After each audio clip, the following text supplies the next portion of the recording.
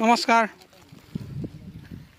মই হাজো কামৰূপ জিলা হাজো ৰাজা চকৰ পৰা কৈ আছোঁ। এইবিলাক মোৰ ছাগলী।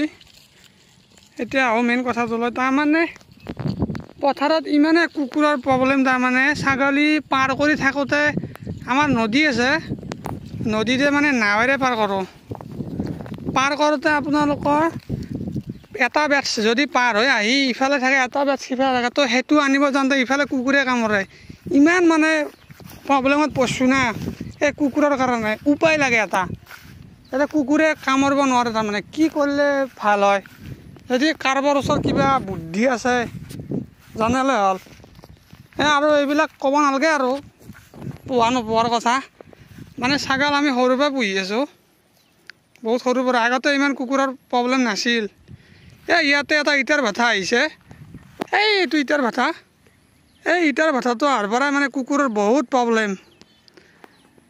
আজি দুজনী ছাগলী কামুৰিলে, পঠা বিটেলৰ এটা, এইটো পঠা, এইটো পঠা কামুৰিছে, আৰু এটা লোকেল মাইকী এটা কামুৰিছে। মহা সমস্যাত পৰি আছোঁ তাৰমানে।